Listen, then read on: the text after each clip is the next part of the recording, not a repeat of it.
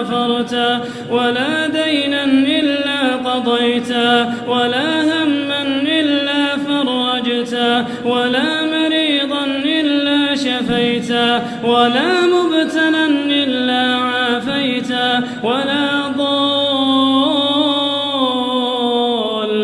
إلا هديته، ولا باغيا إلا قطعته، ولا ميتا إلا رحمته، ولا عدوا إلا خذلته، ولا عسيرا إلا يسرته، ولا عيبا إلا سترته، ولا حاجة من حوائج الدنيا هي لك رضا ولنا فيها صلاح إلا عنتنا على قضائها ويسرتها لنا برحمتك يا أرحم الراحمين.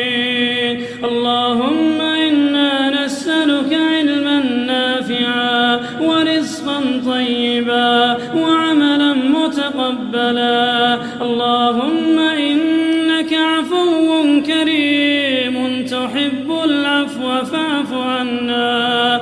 اللهم لا تجعل بيننا وبينك في رزقنا أحدا سواك، واجعلنا أغنى خلقك بك وأفقر عبادك إليك، وهب لنا غنى لا يطغينا وصحة لا تلهينا، وأغننا اللهم عمن أغنيته عنا، وتوفنا وأنت راض عنا غير غضبان، واجعلنا في موقف القيامة آمنين مع الذين لا خوف عليهم ولا هم يحزنون يا أرحم الراحمين.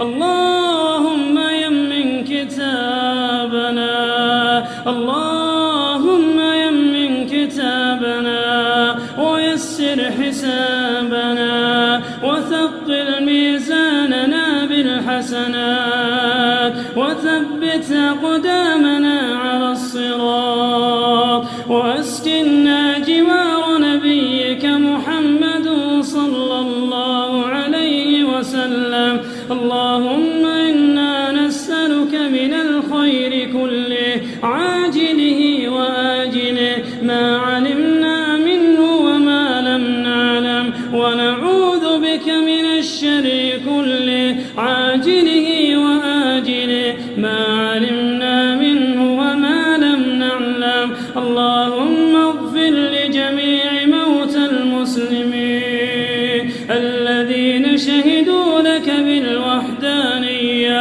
ولنبيك بالرسالة وماتوا على ذلك. اللهم اغفر لهم وارحمهم وعافهم واعف عنهم وأكرم نزلهم ووسع مدخلهم واغسلهم بالماء والثلج والبرد ونقهم من الذنوب والخطايا كما ينقى الثوب الأبيض من الدنس، واغفر لنا